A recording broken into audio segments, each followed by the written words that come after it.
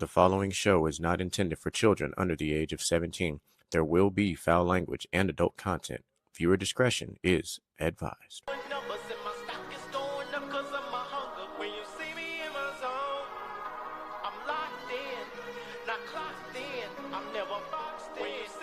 When I'm in my zone, I feel like I'm alone. I feel like I'm unknown to the world that's full of clones. My originality's focused on principalities broken. I'm loaning my heart and soul to the game that's scared to pay it back. And failure is a motherfucker. The strength to go on and believing in another sucker who don't see the vision in you. So you gotta work harder times two. Gotta make it do what it do with the limited sources you have. Your dream is still a fine motivation in you and inspire the world to do what you can. If you love it, then fuck it, get through it.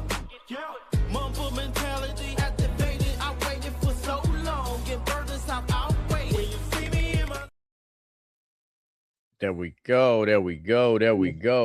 Ladies and gentlemen, what's the deal? We in that thing. It is your favorite Wednesday nightcap pastime type of thing. We in that thing with your favorite dynamic duo, the Hall of Fame Splash Brothers. If you're playing beer pong, you already know what the fuck it is. But I am still the one that they call Mr. GQ, and the legend has returned. You know, I am the resident. I don't like the way the setup is right now. I'm about to switch this because you need to be on the. I am the look. It's you understand. If you ever come to church with me and see me like actually dance in church, I'm always on the same side when we start every time, and I always end up on the same side too. But I am your boy DJ Micah B. Sorry my audio isn't as crisp as it normally is. I have a dog that annihilated my mic for the most part. But asshole. I got two headlines. You know, you see mental health wrap up. Y'all already know what it is, the end of mental health month. And absolutely, I have to say this. Y'all know Charles Barkley, Ginobili. Well, Ronaldo, CR7 finally came through and showed himself. Boy, I'm so happy. And you want to start it there? And Messi's still here. That's fine. Messi could be wherever the hell he needs to be. So I was going to. I really was. And then right before the show started, we had something hit. So allow me, ladies and gentlemen, to do something to throw us off just a little bit.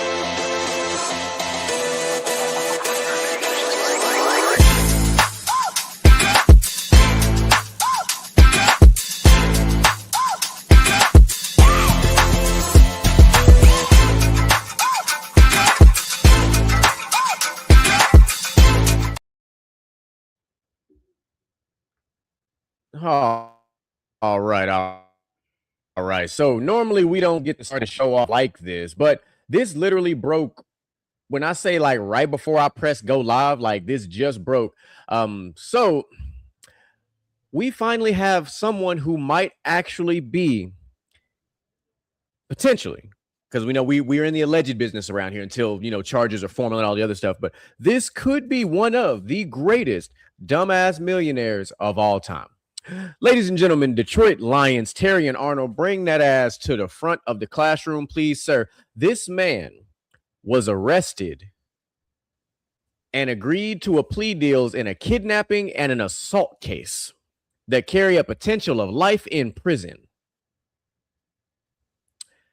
So Arnold had previously denied any involvement in this case, and then obviously something has shifted. So I was just like, okay, so that's crazy because he's currently facing multiple felony charges, and essentially it could lead to life in prison. That could be like the up to life in prison. So there's no telling how this ends.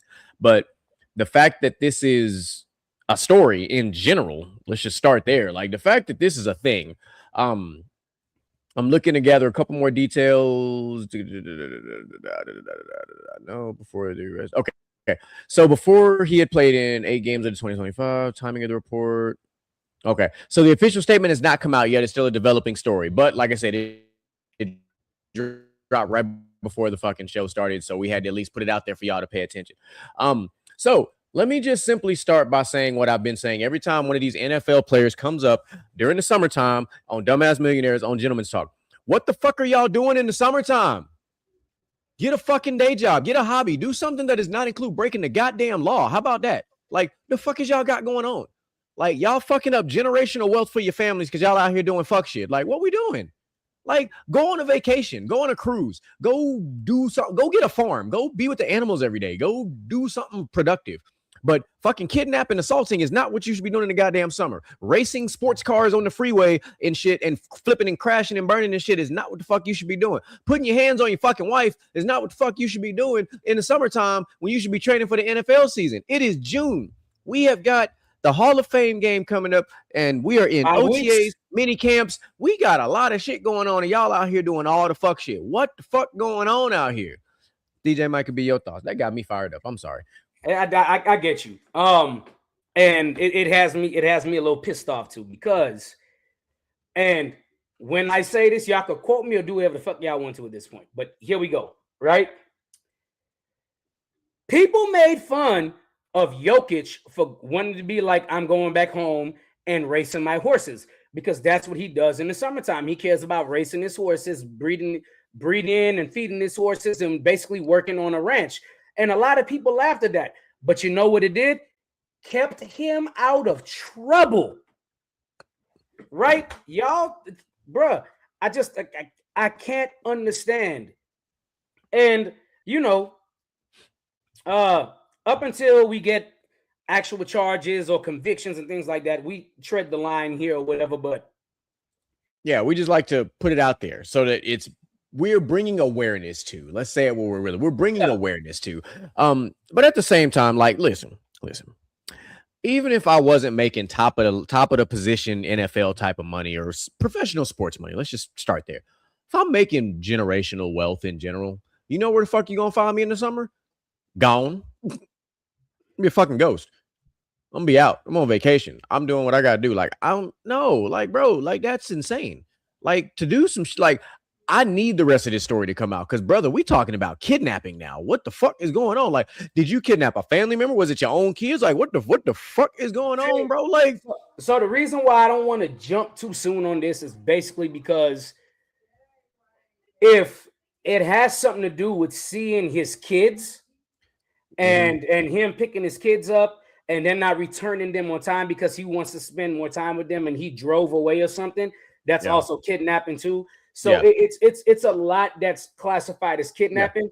Yeah. So the only reason I don't think it involves kids is because it didn't say that. It just said, like, he had previously pleaded that he wasn't involved in whatever case this is, but then all of a sudden he's been arrested on these two charges. So whatever happened, he had literally said, I wasn't a part of it, and then got caught up and they said, oh, you was a part of it. Now we're going to arrest you. So it doesn't sound like it's involving kids based off of what little bit I read.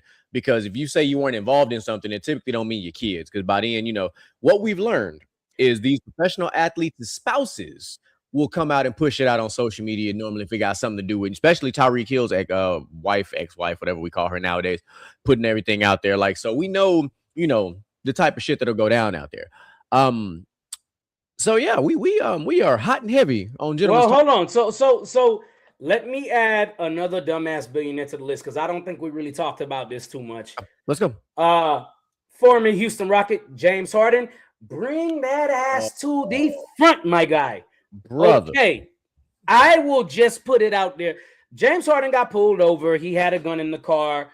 And eventually. No. Sir, he had a gun on his fucking passenger seat, just exposed. That's fine. Okay. He had a gun in the car. I was getting to it was exposed, right? And he didn't follow the law to have the gun in the right setting. So let me explain something to y'all real quick, right? If you have a gun exposed in your vehicle and it's not concealed, the law says it has to be in a holster. Correct.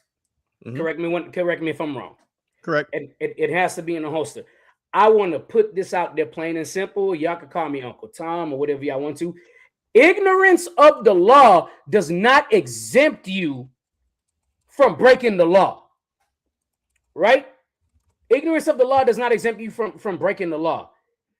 He says he didn't know that.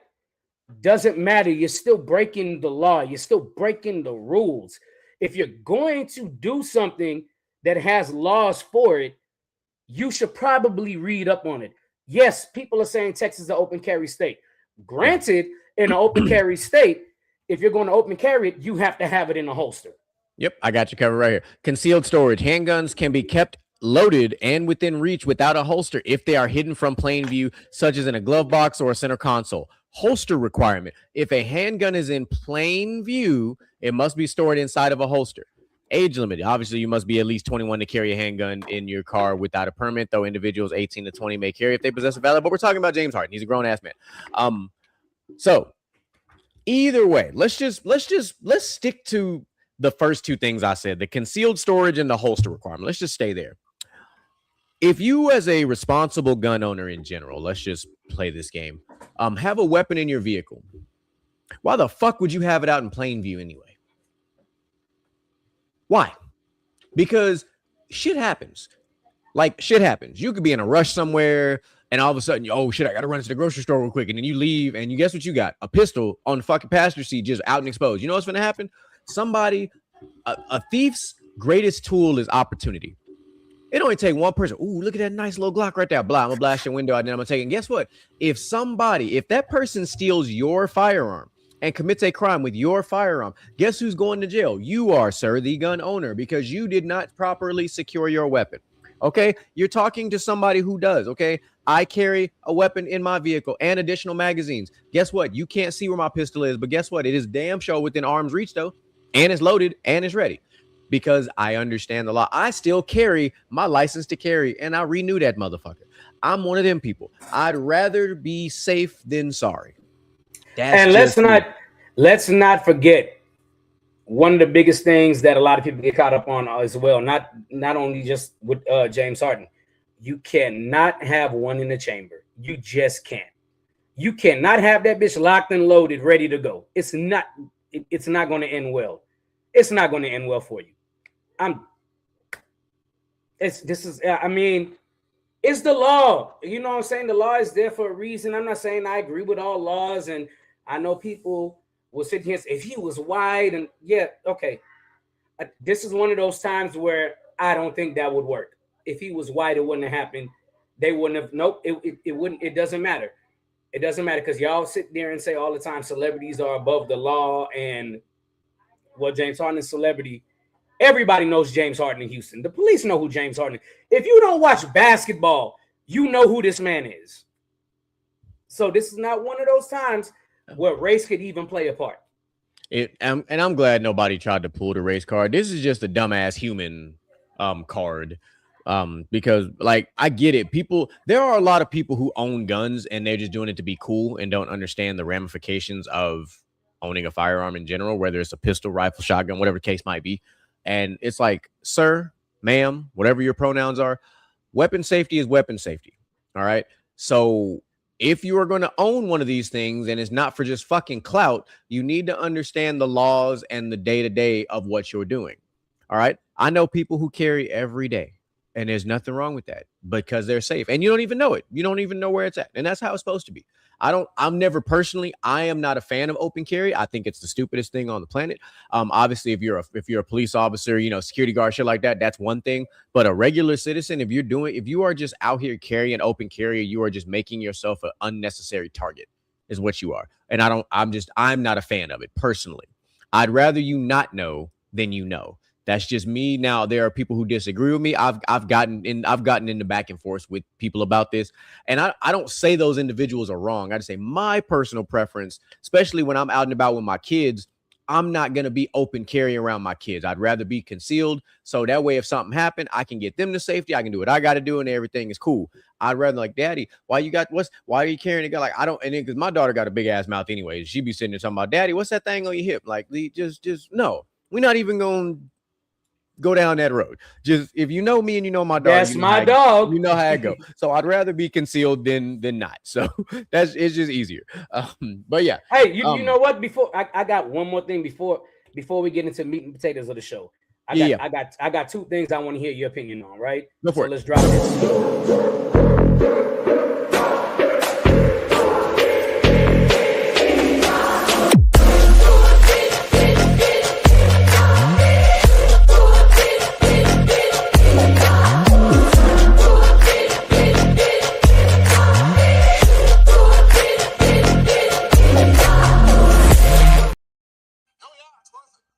I tell you what, I was not expecting to load the show tonight, but I have been scouring the internet, and there are two stories that are currently getting a lot of comments and whatever else. Let's start with. Let's start. You know what? I'm gonna end with the one that's going to play into Men's Mental Health Month because Okay. you know. So the first one I want to bring up is two minor league teams were going to play a game for this month, and they wanted to dress one of the team. I think they want to dress both of them in pride colors. One team, all the players protested saying they're not going to wear the pride color shirts because they don't approve of Pride Month and things like that. And so the other team got the W because they forfeited the win. One of the major things going on social media now was saying, somebody told me, somebody posted this on the comments today, was that why are people intimidated by gay people the same way they're intimidated by Mexicans? This is ridiculous, right? So, it say Hispanics, not Mexicans, right? Same. The two things don't correlate, but I'm gonna follow you. Correct. So my personal response was, hey, look, when it comes to America and this country, a lot of people are religious.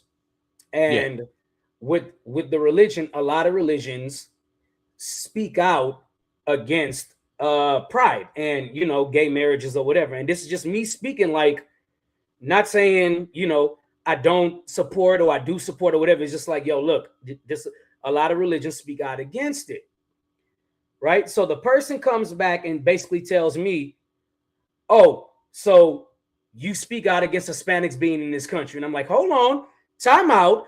I never brought race into this. You brought race into this. I didn't say nothing about no Hispanics. But I want your comments on people's stupid ass comprehension these days and not understanding plain shit in sight. And also, what do you think about a team stand-up as something that they don't support? And they're saying it's homophobic and they're intimidated by gay people.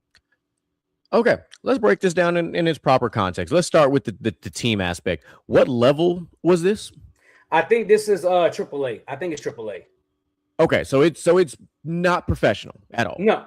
It's amateur, for lack of a better term, right? Yeah, it's basically minor league baseball. Cool. So even still, it doesn't matter what the level is. I was just curious. The way I approach this is the same way I approach anything else when it comes to different viewpoints and beliefs and stuff. I don't care what you believe. I don't care what you represent. I don't care about any of that stuff. However, when it comes to nationalizing it in a way that, you know, like when it's more in your face, let's frame it that way. When it's more in your face, everybody's not going to be down with it. That's just how it is. We live in a country where you're allowed to disagree with stuff. You're allowed to not like stuff. You're allowed to speak out against stuff. Guess what? The same community we're talking about, the LGBTQ plus community, they speak out against stuff all the time. We are not in the same boat of comparing the LGBTQ plus community to the Hispanic community. They are not the same. They are not the same. It's the same when they tried to compare, when the community tried to compare it to suffering the way the black folks did and the way the women did. I was like, it's not the same thing. It's just not. And it's not to be mean. None of it's to be mean. It's just, you're talking about something that affected far more people. First of all, when we talk about African Americans, far more. We talk about Hispanics, far more. Like, I get it. There was a point in time where you did not talk about if you were not straight, whether you were bi, whether you were gay, whatever the case might be. There was a time when you didn't talk about it. We had a term for it growing up. People would say they were in the closet. And then we weren't as desensitized to it as we are now. Whereas back then we knew about the trans community growing up, but that we had a different name. We're not going to say the name on the air because it's kind of fucked up when you say it out loud now. But now it's a lot more normalized. It's in society and all the things, and that's great. There's nothing wrong with that. But teams that are not bound by rules and regulations, unless it's something that comes down and we're talking about baseball by the MLB, they don't have to. If it didn't come down by the MLB, the NHL, any of the major, basically what the umbrella they fall under, they actually can protest. They can protest just fine. If this was an NCAA thing, colleges could protest, because now you're talking about the NCAA and conferences. Like, it gets, this can get real ridiculous really quick. I'm not going to be mad at anybody for speaking out against something they don't follow, they don't believe in. It's no different than religion, since we're talking about religion. I have no problem with anybody's religion. Just don't put your religion in my face. Like, believe what you want. You can tell me you're a fucking Jedi, and I'm gonna be like, bet. But don't be all up in my face and oh, I can't believe you're not a Jedi, you're wrong. Or it's like, oh, you're not a Catholic, you're not a Christian, you're wrong. Like, bro, so what? So what? I have friends that are atheists. I don't care. What you do. Your life is your life. Your life story is your life story. It don't affect me none. Just keep that shit out of my personal really out of my daughter's bubble. All right, my daughter is 4. I would like my daughter to maintain her innocence. I would like her to learn the world naturally. I don't need nothing being forced upon her. Let her just, learn. Me, I don't care. I'm a grown ass man. I'm just gonna tell you to fuck off. But she can't. She can say that. She shouldn't say that. But yeah, I don't have an issue with it at all. Like, we live in Texas. We have a massive Pride Parade festival here in Houston every year. Houston, Austin, Dallas, and San Antonio. So it's not like, so nothing that me and DJ Michael B are saying is like that we're hating. We live here. I've been at brunch in downtown Houston during Pride weekend. It is insane. It's like, and I say insane, like the amount of people, the festivities, like it's a whole thing. Like, if you're there by accident and don't realize what's happening, your ass is stuck, because they do it like 6th Street. They barricade roads off and shit. Like, you're not getting out until the parade is done. But it's cool. Like, I think it's cool because it's a cultural thing at this point. Like, truthfully, it's a cultural thing because you're learning about something that you may not be familiar with. It's like when you celebrate Mexican culture. It is a celebration. I enjoy watching people celebrate what they feel is what they believe and all the stuff like that. It's great. But when it comes to, when you start infecting people's sports and things that, like, things that where it's like, hey, listen, if I'm not mandated to do it, I'm not going to do it. Like, obviously I work for the government. The government is going to be like, look, if they put a law out there, guess what? I got to follow it. If not, I can do what I got to do within the scope of the law. Facts. So that's just how I view it. And I'm not like, so I don't blame those sports teams, that sports team that took the L. And I'm just going to say, I don't blame the LGBTQ plus community for having an uproar, but it's not a homophobia thing. It's not. Like, there are just individuals who just don't follow it. They don't believe in it. They don't see it as right, I guess. But, it is what it is. That's exactly how I feel about it. Like I said, I threw the Hispanic thing in there because that was the comment that was given to me. And if you know me personally, let me tell y'all something. I fuck with Hispanics and Mexicans and all that. Listen. Hey, y'all have no idea. I don't know how many times I got to tell people I am an adopted Mexican. Like, do not, like, I got a whole ass Mexican family. Like, I'm from Texas, my guy. Is real life. Like, we grew up eating tacos. Like, literally 2 weeks ago, my ass was at fucking Latin night at a country bar on a Sunday. Like, we are cultured motherfuckers around here. Latin night, Tejano night, reggaeton. I don't give a damn. Like, I'm in. You're talking about 2 individuals who have been in and participated in quinceañeras growing up. Like, if you don't understand culture, like, listen, it ain't very common to see black folk participating in a quinceañera. I'm not talking about DJing. I'm talking about standing, dancing, like, all black. I'm black, and I've done 3 quinceañeras. Like, stop playing with me. No. And speaking of Hispanic culture and just Mexico is beating the brakes off of Czechia 3-0, 3-0. I apologize. I mean, speaking of proper soccer context. So that game is a wrap. It was kind of a wash anyway, because Mexico already won the group. So this was kind of like a game that doesn't matter. Yeah, a meaningless game. South Africa is currently beating the South Korea. So the Battle of the South is going on. Switzerland beat Canada. Bosnia beat Qatar. Brazil beat Scotland, and Morocco beat Haiti. So that's kind of what we look at right now. Tomorrow we got some good games. The U.S. has a throwaway game against Turkey. We got Paraguay and Australia, the Netherlands and Tunisia. Sorry, Sweden and Japan, Ivory Coast and Morocco, and Ecuador and Germany. I will be watching.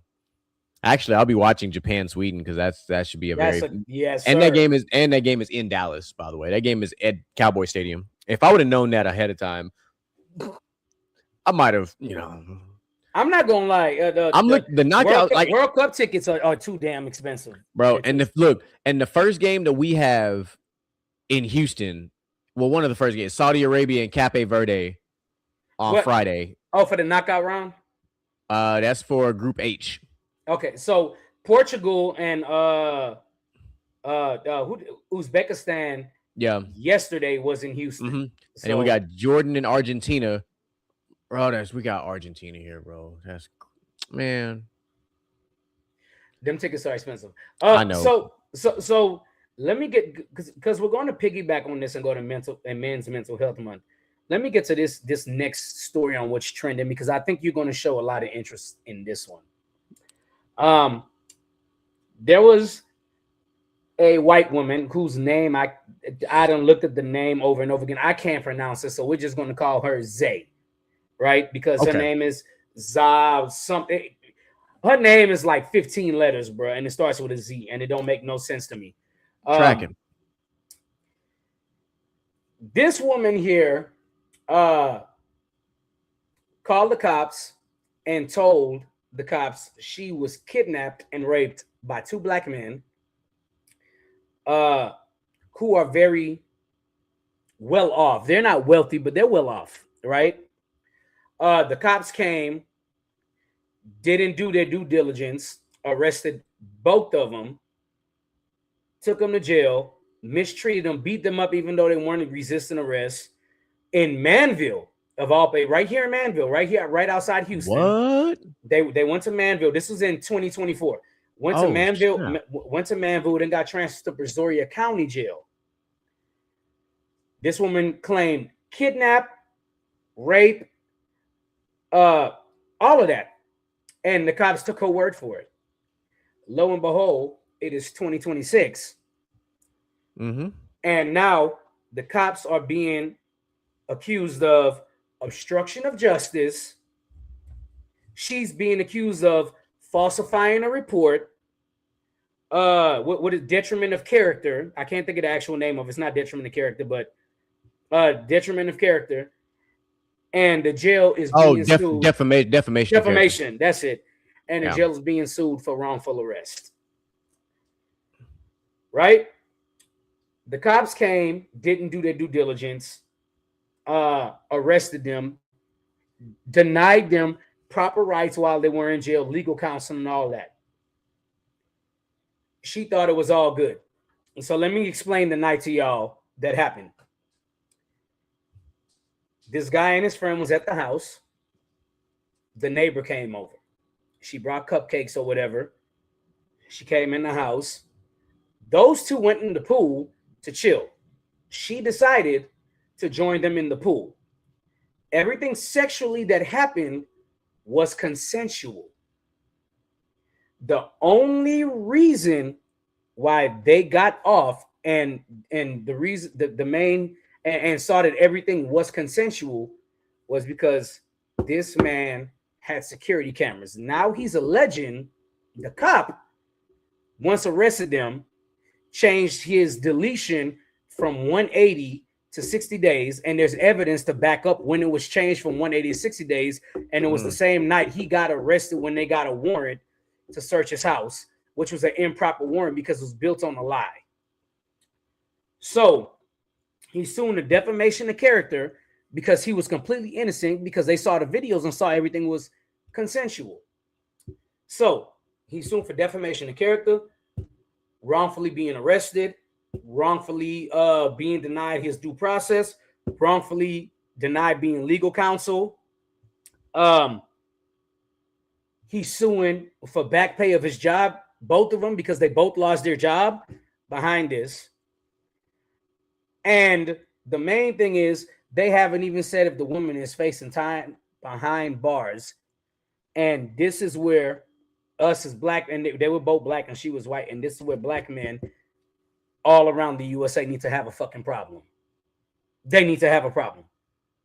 Because once again, two black men were falsely accused of doing something that was completely consensual on the woman's part. And the cops in Manville, rightfully two white cops, chose to not listen, even though they were trying to beat them up. They weren't resisting at all. Beat them up. And all this is on, according to like a real credible article. They haven't released the body cameras yet, the surveillance to the general public. But at trial, it was played.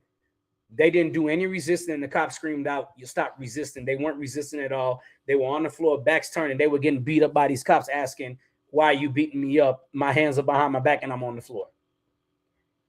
Then they try to justify it by deleting videos after 60 days because they knew these guys were going to be in jail because they accused them and charged them with those crimes.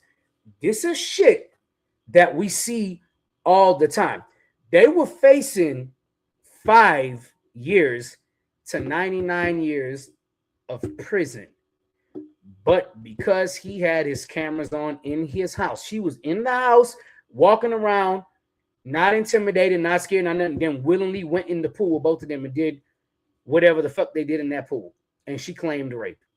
But because he had his cameras on and they went to trial, the cops tried to dismiss it. The judge said, play it, let him off the hook. And now it's like,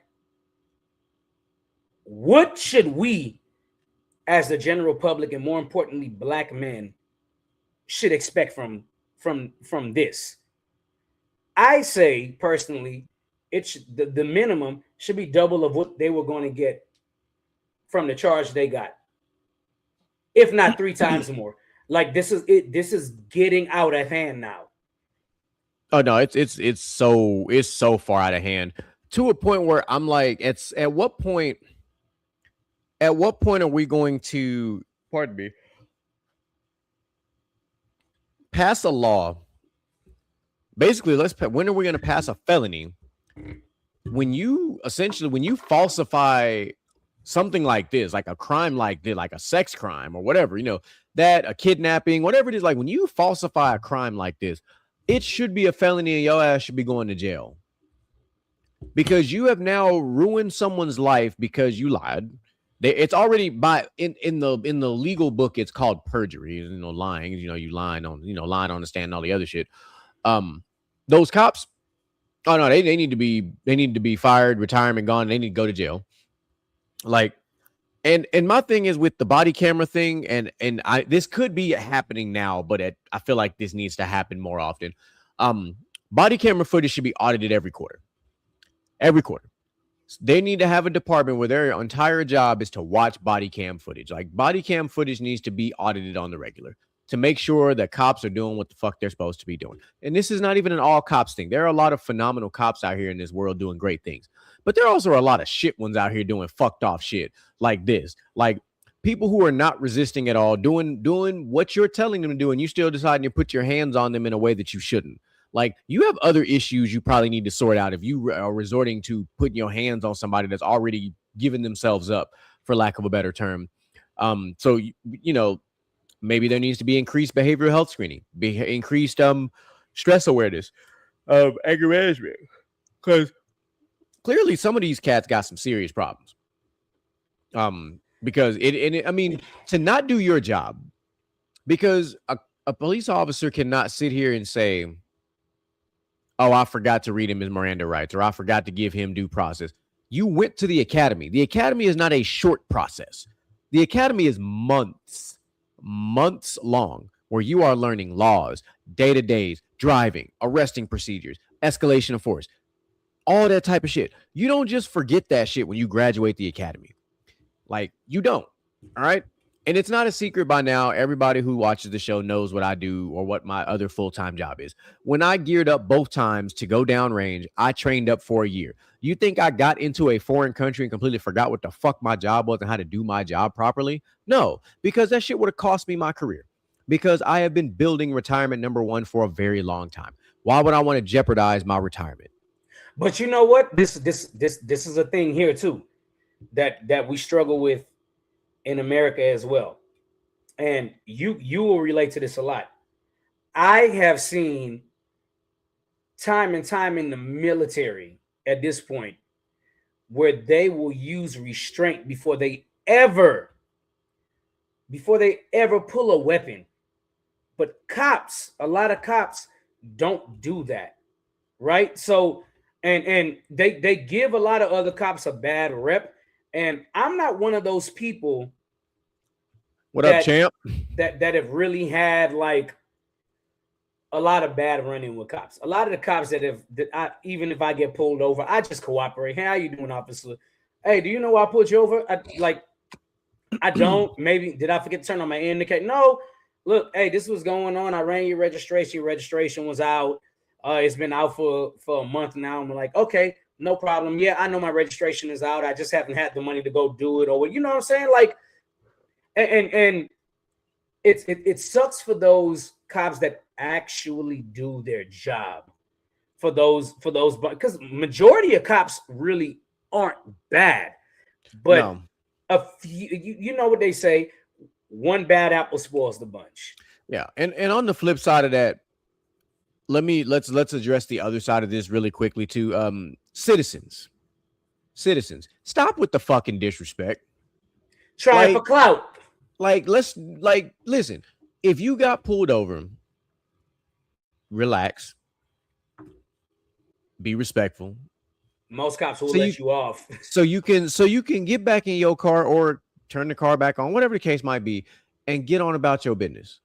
Like, if you start with respect, you 9 times out of 10 gonna get that same respect back. I've been pulled over in a couple of different places, whether it's in Texas, out of state, whatever. I operate the same way every time because I'd rather do that than the alternative, especially if I'm in another state and I don't really know, what's going on. I'm like, listen, and I really do. I'm telling you, listen, this is what, if I get pulled over, first thing I do, I get off as soon as I can get off, put my hazards on, turn the car off, put the keys in the dash, and I'm holding my license and my insurance in my hand, ready to go. That's me, hands on the steering wheel. Like, that's just me. Why do I do that? Because I don't want you to in no way, shape, form, or fashion think I'm a threat of any kind. I just don't. Because if I give you that soft posture from the jump, we shouldn't have no problems. Now, sometimes you might catch that officer just had a really fucked up day and you just so happen to be the wrong one. And that's a whole different ballgame. And if you're one of those people that's concerned about that, then push record on your cell phone. And that's okay too. But like me, like that's just how I've always done it. I used to be a little bit more extreme, not gonna lie. I used to take my keys and put them outside the car, like I used to roll my window down and drop my keys outside the car. Like I wanted like no indication that you thought I was finna try something stupid. Like that was just not that I was afraid of the cops. It's just like growing up, how me and DJ Michael B, we saw a lot of things. So I never wanted to be one of those individuals. We were too young when like the Rodney King thing was a thing. So like we saw it later on in life, but we didn't understand what it was. But we had a lot of friends that were dumb and had encounters with the cops. Like I've only had one bad encounter with the cops, and it was at an event that DJ Michael B was DJing when we were a lot younger out in Baytown. And it ended up getting shut down over there. It was over there by the churches and stuff, by Electric Cowboy. I remember this like to a T. I was driving my BMW at this time. And the cop was just being an asshole. Like no matter what, like, we was being respectful, but like, I'm trying to help Michael load up the speakers in the trunk, and cop just was not having it. And I was like, you know what, shit, man. I was like, you know what, I'm just gonna sit here on this car with my license and just chill, because I don't want you to shoot me, tase me. I'm just trying to help my man get his equipment put back in his car. Hey, facts. So we can leave. Yeah, like we not stealing nothing. Like y'all done already shut the party down. We just trying to load up and get the fuck up out of here. But he wasn't having it. Surprisingly, it was not Officer Brown. If you know, you know. I'm sorry. Never thought I would drop that name on this show, but it had to happen. But yeah, but outside of that, yeah. But to put a bow on this scenario as a whole, police officers, you go through all this training. You're taught what's right. You're taught what's right from wrong. You know you got body cameras. You know you got all these things in place. just do what you got to do. Like, do your job, right? I get it. You're gonna deal with unruly citizens that are just full of shit, especially our people. Our people are really bad about it. Like, We they get are it. We definitely get 100%. it. Like, we soon know. as they get put, oh, goddamn cop being racist. I'm like, bro, everything ain't about race. Sometimes you was really out here doing 80 and a 40, bro. Like, you was doing the wrong fucking thing. Like, you can't, if you get caught, you got caught. Listen, when I get pulled over for speeding, I'm like, fuck, he got me. I already know I was speeding. I already know. Yep. Like, I'm not finna fight you, bro. You got me. Like, ain't shit I can do about it. Like, and I take extra precautions at like stop signs and like red lights, especially if I'm going right on red. I will go to a full stop. I count to like, I think I count 4 or 5 Mississippi, and then I'd make my right turn. Like, I don't, because I've turned right too fast and gotten pulled over for like failure to yield or something like that. Yep. And I'm like, damn. And same with stop sign. You can get failure to render a proper stop. Yeah, failure to render proper stop at a stop sign is what it's called. If you basically do a pause, a rolling stop. That's, yeah, if you do a rolling California roll. Yeah, that. You know what I'm saying? If you know, you know. So, citizens, do the right thing. I get it. We all do it. Some of us speed, and we get it. But just, if you get caught, hey man, take the L. Go to court. Go do your little defensive driving, deferred adjudication, whatever you gotta go do. Even if you gotta get a lawyer for like $100 to try and get the case. Or just take the L and take the points on your record, bro. It don't matter. Like, it happens. I'm sorry. You're an adult. You're a human. So yeah, Moose said the same thing. California stop. So I bring this up because Men's Mental Health Month. The guy one of the guys were like, yo, look, I lost my job. The people that I was close with started treating me differently. People started looking down on me. It was mentally taxing because even when I applied for other jobs, my name was out there and nobody was willing to give me a chance. Nobody was willing to listen. And then even after I was cleared, my name was tarnished and nobody was still trying to be like, oh, let's give him a chance and this and that. It was like, yo, it was mentally hard for him because he fell behind on bills and things like that. Mm-hmm. And I don't think people understand things like this take a toll on men a lot, especially your mental health, because when you got to start worrying about paying your bills, making sure you got a roof over your head, and you've been making $125,000 a year and you ain't never had to worry. And now it's like, hey, nobody wants to employ me. I'm making $25,000 a year and I can't pay this mortgage anymore. And I got to move out and I got to take a lesser job. It's mentally taxing. Especially when you gotta dive and dip into your savings, you know what I'm saying? Like shit you was trying, that when you gotta dip into your savings, man, that shit tough. Like, cause your savings is there for a reason most times. But when you got to do that to start paying your bills because the workforce out here, or the opportunities are just few and far between. Yeah, like there are a few things in life that will truly stress a man out. Everything that DJ Micah B said is 100% what stresses men out. That shit.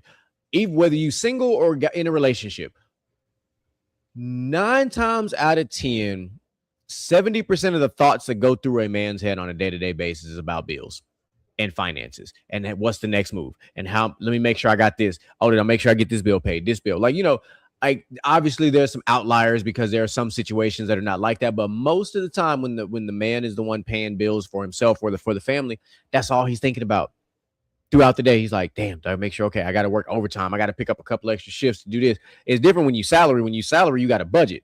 When you got a budget, it's a whole nother ball game. Because now you got to be like me and DJ Micah B. I'm looking at the whole ass spreadsheet. I'm like, shit, all right, I got this bill coming out. Like you got to pick up no extra hours. Like you got to study your shit because outside of a fucking bonus, your ass ain't getting no extra money. And our income tax is trash. But Facts. that's neither here nor there. To continue going down this, like I said, we talked about wrapping up this men's mental health thing. Is I wanted to personally talk about something that is very hot button. We've talked about this on the show 2 years ago. We've talked about this on multiple occasions. The word vulnerability. Vulnerability is the new trigger word. for men. And this is why I say that, because when you hear this, there's a stigma. There's a stigma attached to vulnerability in men's vulnerability. There's an entire stigma. And what usually happens is when a man is vulnerable to a woman, in the moment, it's fine. It's the residual effect. So like later on down the line, when another fight breaks out and all of a sudden that same vulnerability that you had with that same lady is now thrown in your face and used against you. And you're like, oh, okay, you know what? Bet I will no longer express myself to you like that anymore. Or another instance is where you decide to be open and vulnerable with a woman or a man, whatever the situation might be, and they find a way to flip it and make it about them.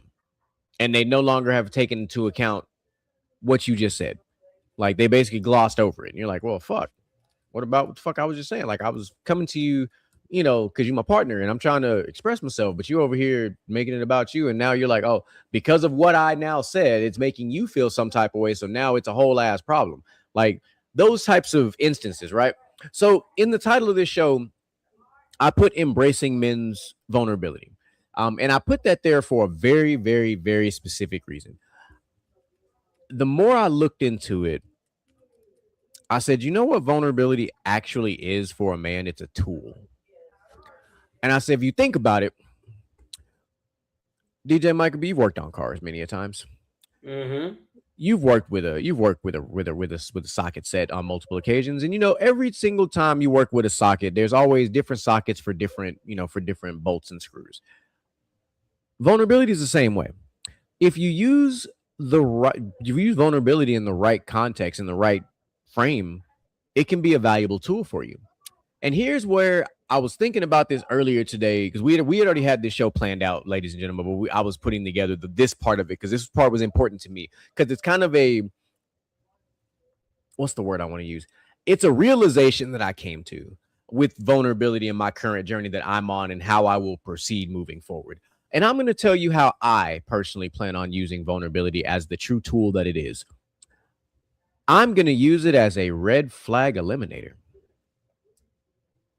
And how am I going to do that? You might ask yourself. I'm going to pick, you know, a couple of moments, you know, when you're going through the talking stages and you're trying to, you know, build something with a potential partner and stuff like that.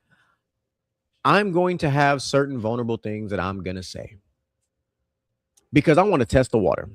I want to see how you react.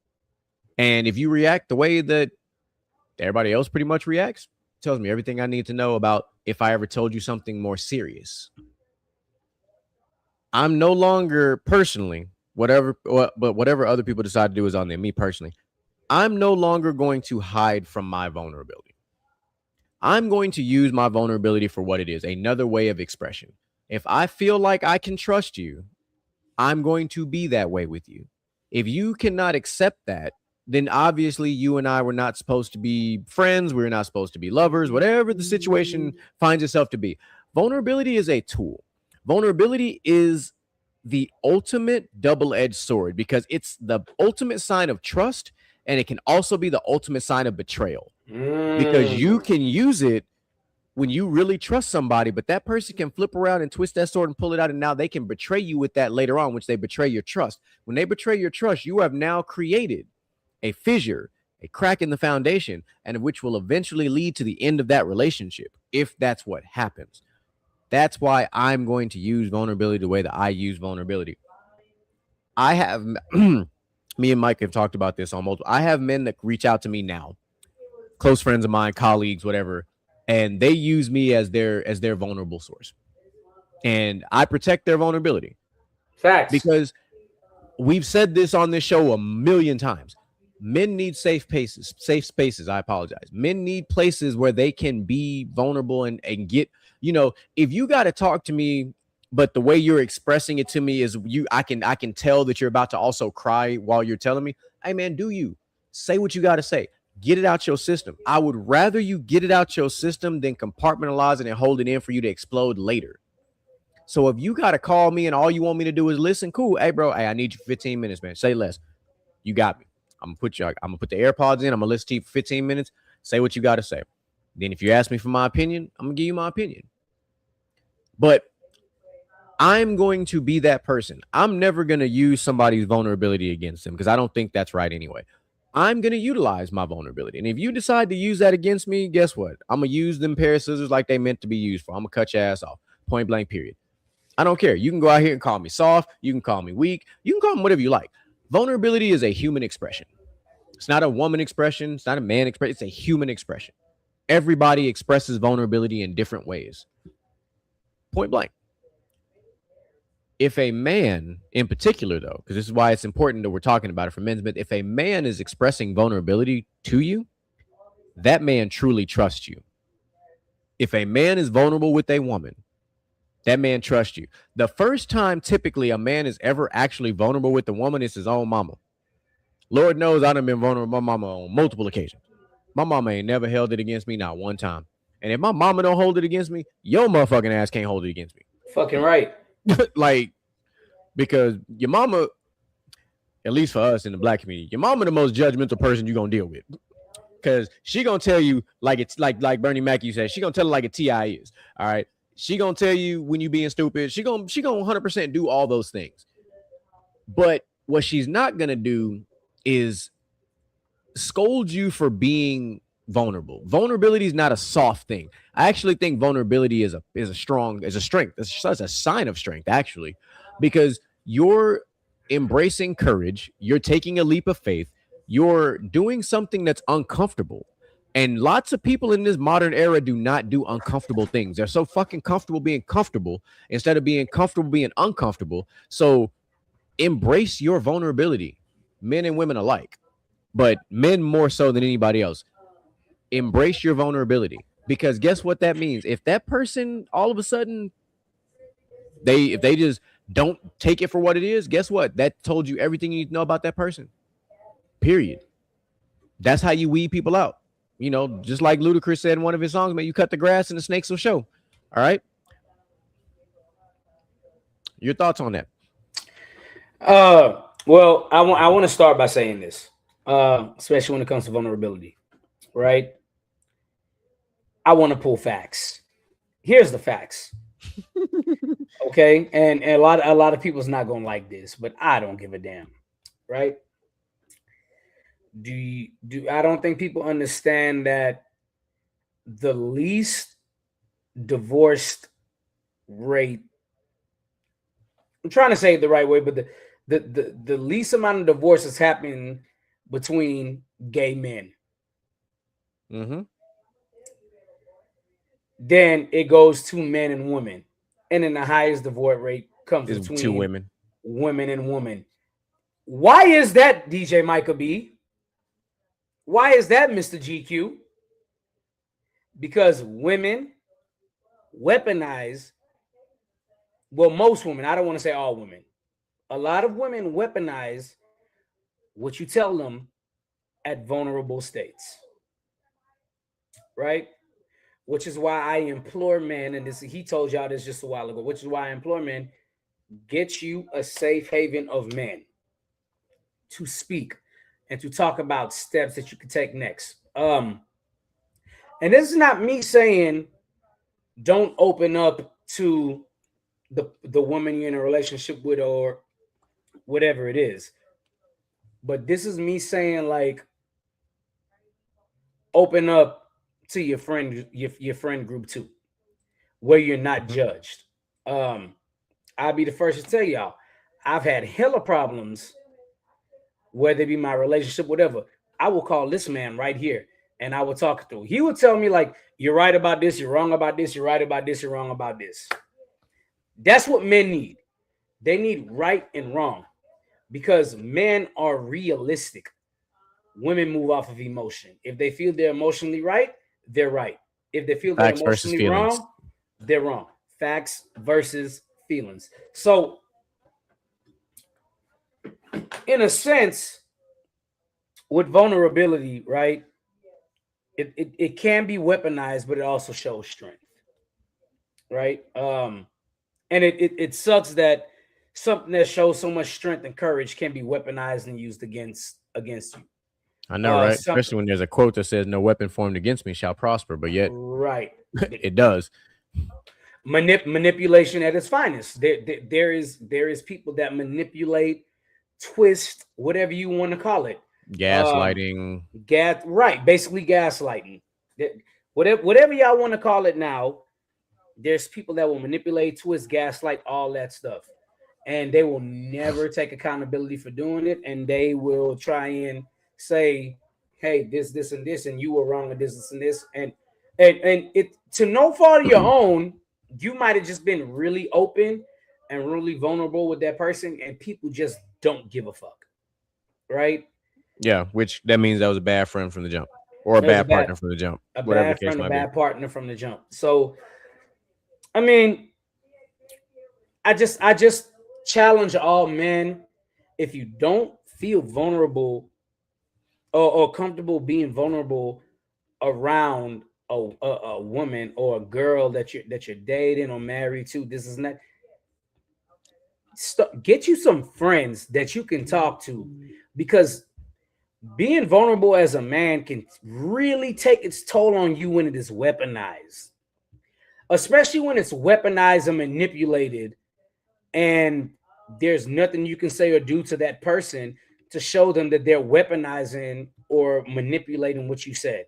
And been there, done that. It sucks. Yep. And if you're afraid to express yourself, even in the setting with a group of men, for example, hey man, y'all get together, go to somebody's house, man, get y'all some whiskey and some cigars, man, and sit round table style, man, and just talk.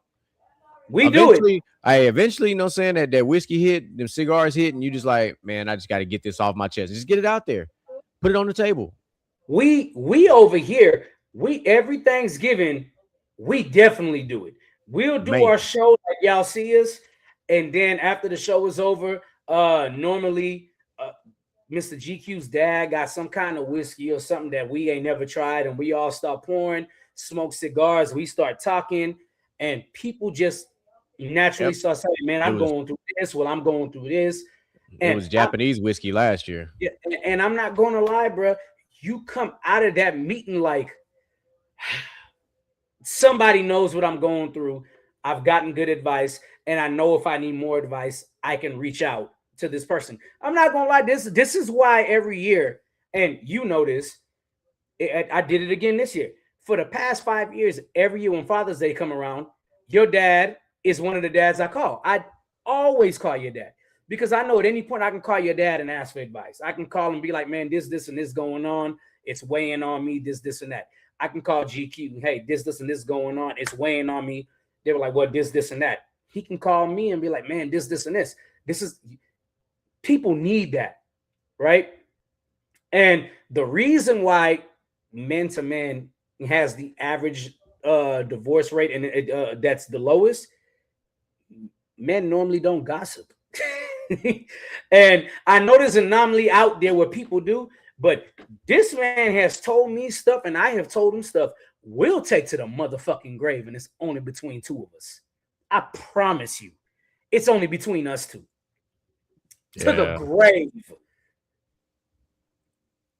Women can't do that. No. One woman would say, well, this person told me this, and this. Like, oh, well, this, because they think with their feelings. Because it's juicy. It's juicy. Women are emotional, and it's not no slight on women, and somebody might take it. It's not no slight on women. That's just the way women are wired. They're emotional, and they move off of emotions. This is why women will quit a job, because they feel it's not fulfilling them deep within. But men will stay there even if they don't like the job, because it's getting the bills paid. Because we're realistic. Like, okay, if I leave this job that's paying me $75,000 to go to this job that's only going to pay me $55,000, but I really like this job, can I still keep up with my bills? Fuck no. So I'm going to stay at this job that paid me $75,000 that I don't love, instead of going to the job that I do love, until I find a job that I love that'll pay me equal amounts. Now I will leave once I get a better job. Yes, sir. Every time, without a doubt. But I mean, like I said, we're salary employees now. It ain't really too much moving around that we got to do. It's just management at this point. But that's my insight on it. I mean, just I mean, and that really puts excuse me, that really puts a bow on it. I have one last piece of this that I want to put out there, just because we'll continue with this men's vulnerability thing. I had a vulnerable moment yesterday. I had a vulnerable day yesterday. Let me just put it out there like that. Um, and obviously, if you know me, you know I've been wearing my red bracelet for quite some time now. We're coming up on this first year with without my dog Trevino. And yesterday he was heavy on my heart. Yesterday, kind of drug my day down. Like like I woke up and this happens to a lot of men. Like I woke up and I felt down. I didn't know why. I just didn't feel like I woke up on time like I normally do. Alarm goes off, I'm up, but it just felt heavier than most days. And I was like, man, something ain't right. Like I don't know what it is yet, but I'm gonna go through my morning routine, and then like when I went to go what did I go do? I went to go sit in the truck. Yeah, I went to go sit in the truck. And as soon as I put my hand on the steering wheel and I looked and I was like, that's what it is. I was like, my dog weighing heavy on my heart today. And it just, he is a constant reminder for me for this last part that I want to talk about, because with the weaponization of men's vulnerability and then men's mental health month in general, we still got to get this men's suicide rate down. It's entirely too high. And fellas, I'm just here to tell you, man, it's not worth it, man. Like, no matter how you may feel, there are people out there that love you, that care for you, that want to see the best for you. Even in your darkest moments and times in life, there is still somebody that wants to see you shine. Now, that group of people that you're currently with might not be them ones, and you need to find a way to get away from those people. But it's, you're not alone. And at the end of the day, it's never worth it to change your life book on an audible. Allow your life story to be written the way it is supposed to be written, however that's supposed to go. But don't call an audible. All right. Don't call an audible unless you legit got to change your life, in a very different way. But not this way. That's not the way that you want to change your life. You don't want to end your story at chapter 6 when you still got 35 chapters to go. Don't do that to yourself. Seek help. There's plenty of phone numbers out there. There's plenty of when in doubt, truthfully, go find your local church, man. Go find that pastor. Like, go find somebody that's there to listen. But there's always a phone number, all right? There's a whole song about it. There's an entire hotline dedicated to helping you. Before anything else, man, please seek some kind of help and assistance before you decide that is the decision that you decide you need to make. That's a very dark place to be. When you are in the abyss and you don't see any light and you just see pure darkness, that's when you know you need to reach out and find somebody to help you. So that's my call to action for men, and so that we can bring that number down. My veterans alike. So not just my men, my veterans as well. Veteran suicide is still extremely high. We need to bring both of those numbers down significantly. Get into journaling. Find you that one person that you can talk to. Like, whatever it is you got to do. But like, I'm just telling you, ending your life story before your life story is truly written is just not the right way to go about it. Yeah. I have many friends that have been in the military. I've seen some of them come back not as themselves as when they left, and some of them try to push everybody away and isolate themselves. But I have been one of the few people where I'm like, you could try. I'm not going anywhere. Like, I've seen this before. I'm not going to let you do it. The suicide rate amongst men is very high, and it's sad to me that so many men feel like it can't get better, and a lot of that has to do with whatever you you've been through in your day-to-day life, whether it be military or whether it be I'm with this person and I'm doing everything I can and I'm just not enough at this point, no matter what. Financial stress, which we just talked about earlier. Like That weighs heavy. It does. It's just I don't want to deal with this no more, and I don't know how to deal with it. And if I leave this situation, I don't want to deal with the aftermath either. I've seen it time and time again. Listen, and I've seen on Facebook where people say, well, women are like, well, we really do care. And it's like, I don't want to hear your words. I want action. I want your actions. I don't think you really do. I don't give a fuck what you say. Like, you can say whatever you want to make yourself look like a phenomenal person on social media, but what actions are you doing? Have you reached out? Have you sent a text message? Have you whatever? Have you actually done something worth the shit or credible to prove otherwise? Because anybody can post something like that on social media and look good for clout purposes, but can you actually show the actions that you've done to follow suit? Bro, I had a friend 2 years ago that wanted to kill herself. She called me. Well, she didn't call me. Somebody else called me and was like, well, she shot herself and she really wanted to kill herself, this, and that. I got on the phone and called her, and I stayed on the phone with her from 1 o'clock in the morning till 4 o'clock in the morning. And she cussed me out. You effing this. The only reason why I ain't do is because you was on the phone with me and this, and that. Why the fuck are you staying here and you trying to save me, this, and that? And guess what? She's still alive right now. Not only is she alive, she's thriving on a new job driving trucks and making more money than she's ever had. And she's just like, I don't want to come back to Baytown or Houston to live. I just want to be on the road because on the road I found peace and this, and that. Perfect. If I hadn't picked up that phone and called him when somebody called me, who knows? Yeah. I don't care.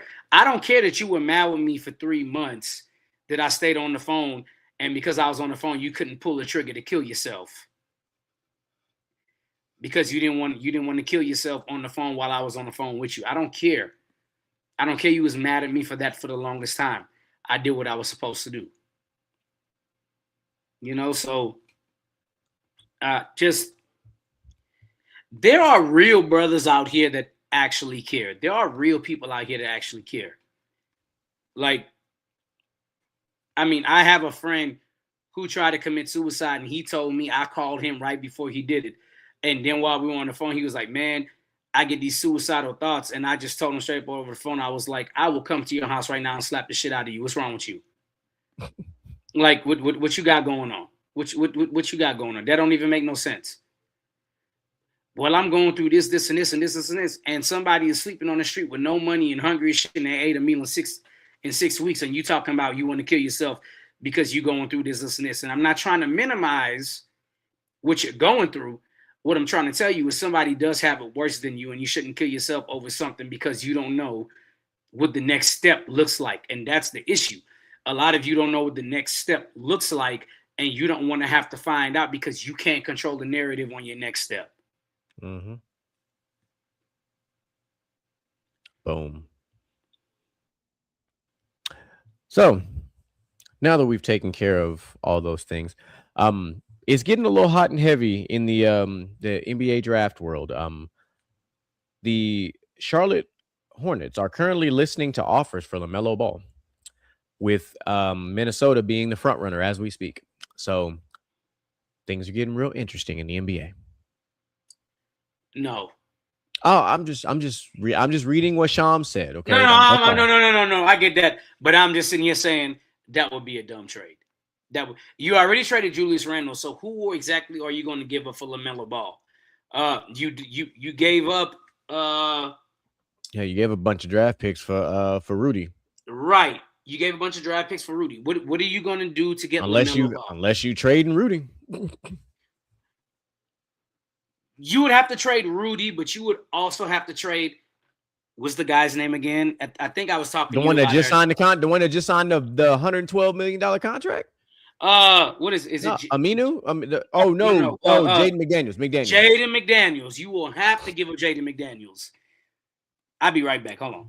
Yeah, we doing what we can. We had to put a bow on this thing, man. You know, we only got a couple days left in Men's Mental Health Month, but today had to be the much more difficult conversation. So you know, we just had to put it out there. You know, so it's not an easy conversation. And it is well overdue for the difficult conversations, and more people need to have those. More men need to have these difficult conversations with other men. Because they're not easy conversations, but they need to be had because you cannot begin the process of growth until you do something that is uncomfortable. Once you start doing the uncomfortable things, change will start to happen. If you stick to what's comfortable, you will be stuck. That's it. You'll be stuck. And you need to not be stuck when you're dealing with something like mental health. You need to do something a little bit more uncomfortable. And most times, the most uncomfortable thing for a lot of men is literally just opening their mouth and talking about what's going on in that brain of theirs. It starts there. Sometimes the smallest uncomfortable thing can lead to some of the biggest changes in your life. Welcome back. Welcome back. Welcome back. Oh, sorry. My bad. I fuck with it. Although the welcome back song I like is I Never Let You Down. I'm a shine on sight. Keep your mind on your grind. Anyway, I'm not going to do the whole thing today. Save it for the music show. We got a music show coming down the pipe. Yes, sir. Where were we at? Oh, I was responding to Moo's last comment about us talking that shit tonight. So that's what I was doing while you was away. Oh, yeah. For sure. Yeah. So, I mean, like I said, for the most part, I mean, like, look, we did our part. Like I said, we covered everything we needed to cover. We took care of business. We did our little bit of World Cup stuff, but I have one other little World Cup thing that I want to kind of bring your way. I have two questions. What has been your overall impression of the World Cup thus far? And two, what is your viewpoint on the American hospitality for the World Cup?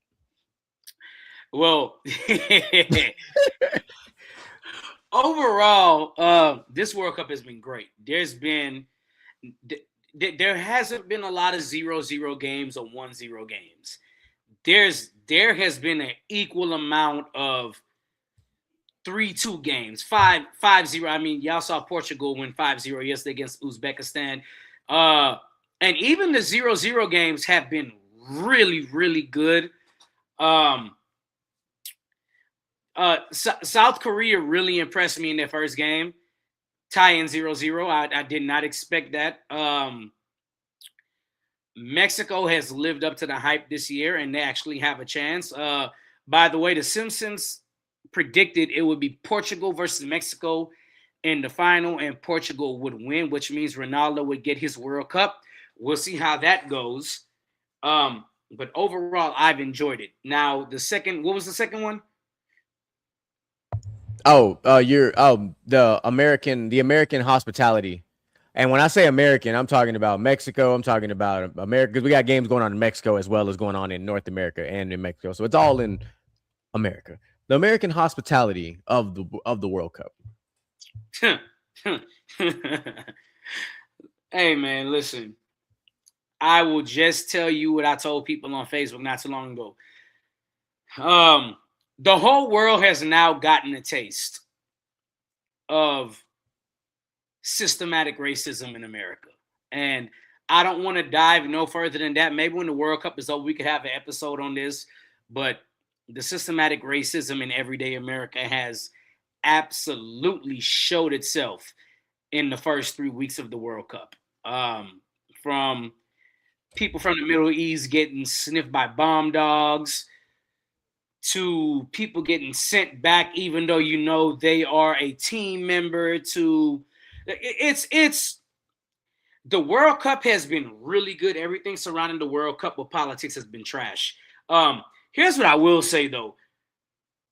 I love other teams don't give a damn about America's rooms of hospitality, because they are coming for Trump and leaders of America. And America is embarrassing themselves with that stupid ass chant they have. I don't know if you heard America's chant yet. It's whack. It is whack. We have a chant? Yes. Oh, okay. That's dumb. If you get a chance, look up the UK's chant. It is no, I've heard other countries' chants. They're fucking fire. We don't need no chant. Like our chant. Our chant is basically saying, "It's America. We do what we want, and we side with Donald Trump." Pretty much. This yeah. Why we couldn't just do "I believe that we'll win" or something simple? Like what the fuck are we doing? Anyway, I'm not even gonna get into that. My impressions of the World Cup in general have been absolutely amazing. All right, like the World Cup is also one of my favorite events every 4 years when it happens anyway. But this year's been no different. This has been fun. It's been exciting. The games have been good.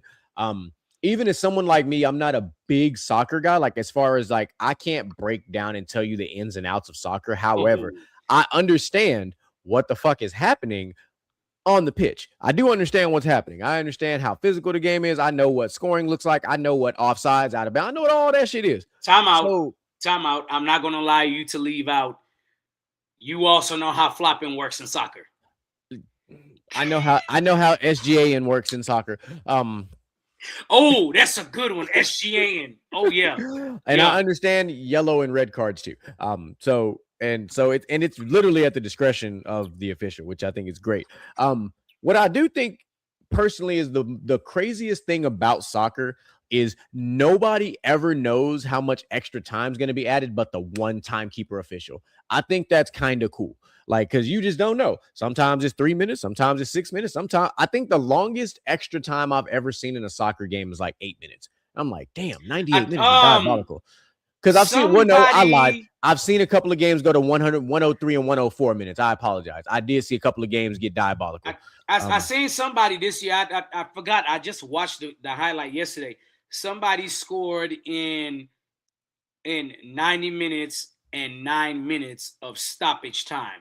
Ooh, 99 minutes, boy. That's diabolical. But on the hospitality side, Micah went one direction. I'm going to go the other direction. From a political side, I don't give a fuck. Except for this one point. We as the American people have made our politicians and people in Congress and people in the work in the White House look really fucking bad. And what I mean by that is we have not treated our foreign visitors any kind of way but hospitable like we're supposed to be. They out here going to Buc-ee's and Whataburger and Costco and Walmart and partaking in all the festivities and fun things. We down here at the Fan Fest, we are doing other countries' dances and shit. Like we, the people, the citizens have been holding it down. So make sure y'all caught that bar I just said. We, the people, down here doing what the fuck we supposed to do, which is being with the people. We are doing great. We are representing America how it's supposed to be represented. We being, as we all learned in Spanish class, bienvenidos, you know what I'm saying? Welcome. It was everybody's holding hands as one nation and one country and one world. That's what the fuck we over here doing. I don't know what the fuck they got going on over there, but we love all of our foreign visitors. All right. I love you guys. Y'all have given me some of the most hilarious TikToks I have seen in the last couple months. Some of y'all trying, Buc-ee's brisket sandwich for the first time. Like watching you guys go to Walmart and Costco is cracking me the fuck up. Going to Whataburger, crazy, ranch, going to Whataburger and getting just a regular burger, the fries, dipping it in the Dr. Pepper smoothie shake shit they got. Like watching you guys try like what's regular to us, right? I watched a guy. Now, mind you, I can't stand Raising Cane's. Watching these folks from the UK come over here and be like, oh my God, like losing their shit over Raising Cane's. The ones that are here in Houston that are trying like that good barbecue, that good Texas barbecue, and like basically just dying in their seat. Like that's the type of shit that I love. And so I'm glad that I saw a video where some guys came over. I think they were from the UK. They had beef ribs for the first time. Yep. I know the video. Lost their mind at how big beef ribs was because they used to pork ribs. Mm-hmm. I've seen that. I've seen some of them had brisket for the first time, like fresh off after it's been resting. Like they saw how it was cut and they're like, oh my God, why is it so juicy? Why is it melting in my mouth? Like a couple of cats went to we have one in Houston. We have one Michelin 5-star barbecue spot. That's really phenomenal. I actually went there for the first time last year. Really, really good food. So for me, that part's been great. Watching other countries embrace American culture and understand why we so big back around here because our portion size is absurd. I did see, which we'll talk about on another episode because it's worth noting, but like a lot of other cities that are World Cup hosting, like restaurants and stuff are like complaining because they're like the foreigners are not tipping and all the shit like that. And I'm like, see, here we go with this shit again. We're not doing this. All right. We are the only fucking country that expects people to fucking tip because we don't want to pay our fucking wait staff like we should. Like, unfuck yourself. I'm just gonna say that. Unfuck yourself. If you don't want people to tip, or if you want people to tip, however you want to frame it, fix your wages. Like, fix your wages. Like, you got you essentially, for the longest time, and I've never understood this now that I don't work in the service industry like that anymore, why you are allowing your consumers to pay the wages of your workers. Because that's what the tipping world is. You are allowing the consumer to come in, eat dinner, eat breakfast, eat lunch, whatever the case might be, tip their waiter, and that's paying their wage because the company's only paying them $2.25, $2.13, $2.15 an hour. Make that shit make sense. As soon as I personally discovered the alcohol side of the service industry, I was like, fuck this food shit. we slinging drinks. That's what the fuck we doing because we can make some bread. And I can sling drinks, make tips, and get paid $10, $15, $18 an hour, depending on where I'm at. Or I can just be private and get paid a flat rate because somebody cut me a check. So we're going to talk about that on another episode, though, because I really want to dive into that for various reasons. That with some other things. But just be on the lookout, ladies and gentlemen. We had a phenomenal meeting the other day. We have got some nice content lined up for you guys soon. We're bringing the music series back. We got some movie stuff we got to talk about. DJ Michael B brought a phenomenal point up about sports movies that we got to bring back to you guys. I think y'all love that. We got to dive into this comedians thing that we've been hanging on to, that top 30 or top 50 comedian shit they did. Yeah, we got to fuck that list up. We got the Renaissance of our 2000s rappers. That's huge. So just know Mount Rushmore dancers. We got a good bit of stuff. Just know that we got some content for y'all, man. I know things have been a little weird with the show the last like month and a half, but we finding our way back. All right, just we appreciate y'all that's been rocking with us this whole time. We're getting there. Now, there's a lot.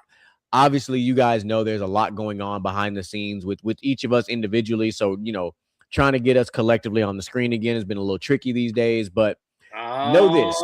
Shit. Let me just say this to clear the air about this. There is absolutely no dissension going on at all amongst any of the five of us on the show. It has nothing to do with any of our person. We each have things going on in our personal life that is affecting our availability being here for the show. That's literally what it is. As far as us, like, there is a picture on my wall of the five of us. So the four of us. We're missing one because Moo wasn't here. That picture we took at Easter. Yeah, I got that whole printed out. It's actually on my wall over here. So I got the cast of Gentlemen's Talk on my motherfucking wall because they're my motherfucking guys. So there will never be dissension amongst us. And if it is, we're gonna put the gloves on, squabble up. We're gonna be back on the show to follow. Yeah, we brothers over here, dog. We real brothers over here. Yeah, we happy and we singing and we colored. We're brothers.